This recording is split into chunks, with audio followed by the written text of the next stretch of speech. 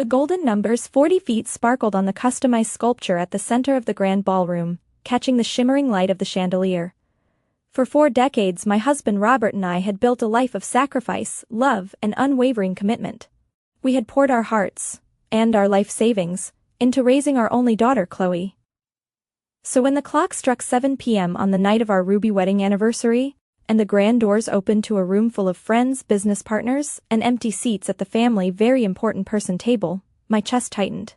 Chloe wasn't there. Instead of sitting beside her father and me to celebrate 40 years of marriage, my daughter was halfway across the city, posting Instagram stories of herself laughing at a casual weekend barbecue hosted by her arrogant, snobbish in-laws, the Parkers. When I called her, she didn't even pick up. She sent a text. "Sorry, Mom. Greg's parents wanted us for a family night instead. You guys will survive one dinner without us, love ya." 40 years reduced to a text message, traded for a cheap burger with people who treated her like an afterthought. Robert looked at me, his eyes glistening with profound hurt. That was the exact second something inside me broke. The sweet, sacrificial mother who always put her ungrateful child first died right there, and a completely different woman took her place. To understand the magnitude of what happened next, you need to know who we were dealing with. Evelyn Vance. Me. For 60 years I was the pillar of patience. I spent my youth working alongside Robert to build a multi-million-dollar real estate portfolio while raising Chloe like a princess, denying myself luxury so she could have everything. Robert Vance, my husband, a quiet, dignified man who loved his daughter unconditionally, even when she took him for granted. Chloe Vance Parker, our 26-year-old daughter. Spoiled, entitled, and entirely wrapped up in the superficial validation of her husband's wealthy, high-society family. Greg Parker, Chloe's husband, a lazy, arrogant corporate climber who looked down on us because we were self-made rather than old money, and who constantly manipulated Chloe into ditching her own blood for his status-obsessed parents. They thought we were dependable, passive background characters in Chloe's grand life. They were about to find out we were the ones holding the purse strings to her entire existence. Before we reveal the explosive financial weapon Evelyn unleashed on her ungrateful daughter, make sure to hit that subscribe button and turn on notifications. You won't want to miss how this revenge plays out. The ballroom was magnificent, but the heavy silence at our table drowned out the music. Family members whispered behind cupped hands, casting pitying glances at us. "She's with the Parkers again," Robert muttered, staring down at his untouched glass of champagne. "Evelyn, we gave her everything. Her trust fund, the downtown condo she lives in rent-free, the car she drives, and on our biggest night she chooses a casual barbecue with people who mock us." I didn't cry. Tears were for people who still had hope. I pulled out my phone, bypassed the anniversary photos, and opened my banking and real estate app. "She thinks she can treat us like options because she relies on our safety net," I whispered, my voice chillingly calm. "Well, Robert, let's see how long she survives without it." The very next morning, while Chloe was likely sleeping off a hangover in her luxury condo, Robert and I sat across from our family estate attorney, Marcus Vance. "Are you entirely sure about this, Evelyn?" Marcus asked, staring at the legal revocation forms in disbelief. "Revoking Chloe's irrevocable trust, transferring the title of her luxury condo back to your corporate holding, and cutting off her monthly lifestyle stipend will effectively wipe out her financial independence overnight. She chose her in-laws' family over her own," I replied coldly, signing my name with a heavy, deliberate stroke of the pen. "Let her in-laws support her lifestyle now. I want every single asset in her name reverted back to us by noon." Marcus nodded slowly, stamping the documents. "It's done. Effective immediately." By 2 p.m., Chloe waltzed into our family home, swinging her car keys with a carefree, arrogant grin. She didn't even apologize for missing the anniversary. "Oh, Mom, Dad. Sorry we missed last night," Chloe chirped, dropping her designer shopping bags onto our antique coffee table.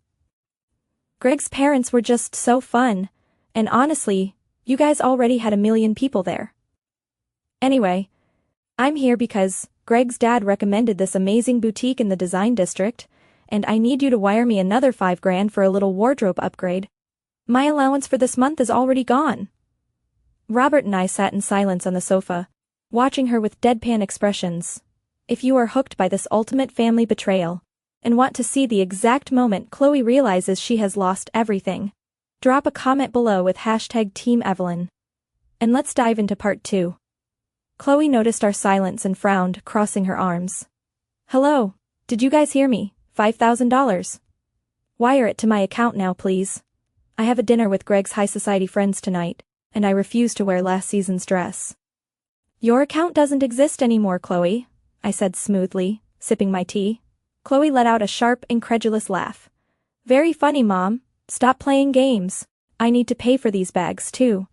She pulled out her platinum credit card and tossed it onto the glass table. Just use this. Try swiping it, Robert said quietly. Scoffing loudly, Chloe snatched up her phone, opened her banking app to check her balance, and tapped her card against the machine on the desk. Beep. Declined. Account closed. Chloe froze. She blinked rapidly, tapping the screen again. Declined. Invalid account. What is this? Chloe stammered, her face turning pale. Why is it declined? Did the bank lock it for fraud or something? Call them, Dad.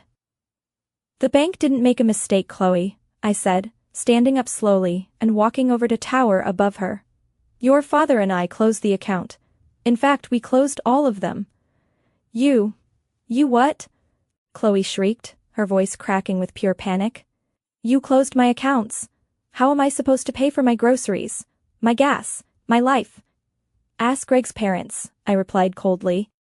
Since you chose them over your own flesh and blood for our 40th anniversary, it's only fair that they take over your financial obligations. Call your precious in-laws and ask them to wire you $5,000 for your dress.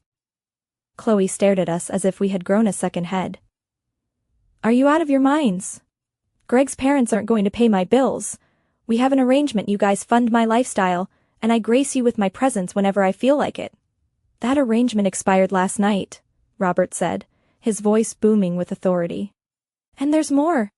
Marcus, our attorney, filed the paperwork this morning. The condo downtown? It belongs to our corporate holding now. You have 48 hours to pack your bags and move out. The silence that followed was deafening. The spoiled, untouchable princess of the Vance family had just been reduced to a homeless, penniless stranger in her own hometown in less than 24 hours. But the grand finale of our revenge wasn't just about cutting her off. It was about watching the people who used her for social status throw her straight into the trash the moment she stopped being useful. Arthur and Beatrice Parker, Greg's ultra-wealthy, snobbish parents, who loved parading Chloe around as a trophy daughter-in-law, only because they believed she was the sole heiress to the multi-million-dollar Vance fortune. Before we reveal how the Parkers react when they find out Chloe is completely broke, make sure to like, subscribe, and hit the notification bell for more intense real-life drama. That evening, desperate and humiliated, Chloe packed a single suitcase and showed up at the sprawling, gated mansion of the Parkers, expecting them to open their arms and their checkbooks. Instead, she walked right into a nightmare. According to Chloe's frantic, tearful phone call to me an hour later, the moment she told Arthur and Beatrice Parker that her parents had legally cut her off and disowned her, the atmosphere in the dining room shifted instantly. You're cut off? Beatrice Parker had sneered, looking down her nose at Chloe, as if she were a piece of trash stuck to her shoe. No trust fund? No condo? No inheritance? Well, my parents are just throwing a tantrum, but once we talk to them, Chloe stammered. Get out, Arthur Parker had interrupted coldly, standing up from the dinner table. My son did not marry a charity case. If your blood family doesn't value you enough to fund your lifestyle, we certainly aren't going to waste our hard-earned money on a fraud. Greg, her precious husband, didn't even look her in the eye. He just stood by the door holding her suitcase and shoved it out onto the porch into the pouring rain. Don't ruin my standing with my parents, Chloe. We're done, he had told her before slamming the heavy iron gates in her face. At midnight, there was a pathetic, weak knock on our front door. Robert opened it. Standing in the pouring rain, drenched to the bone, shivering and clutching a ruined designer handbag was Chloe. All the arrogance, the snobbery, and the entitlement had been washed away, leaving behind a broken, crying young woman. Mom, Dad, she sobbed, collapsing onto our doorstep. They threw me out. Greg left me. I have nowhere to go. I'm so sorry. I shouldn't have chosen them over your 40th anniversary. Please forgive me. I walked slowly to the door, looking down at my daughter. I didn't hate her, but she had to learn the hardest lesson of her life. You have a place to stay tonight, Chloe, I said softly, handing her a dry towel. A small guest room in the back, but tomorrow morning you start from scratch. You get a real job, you pay your own bills, and you earn every single thing you want with your own hands, just like your father and I did. Chloe looked up at me. tears mixing with the rain on her face, and slowly nodded. 6 months later, Chloe wasn't the spoiled, entitled girl she used to be. She was working a 9-to-5 job at an entry-level marketing firm, riding the subway, and paying her own rent on a small, modest studio apartment. We didn't give her a single dime, but we watched with quiet pride as she finally built her own character. Robert and I stood on the balcony of our home, clinking our champagne glasses together. 40 years of marriage had taught us one ultimate truth: true love and loyalty are never guaranteed by money. They are earned with respect. They wanted to trade real family for fake status. Instead, they lost everything and found reality.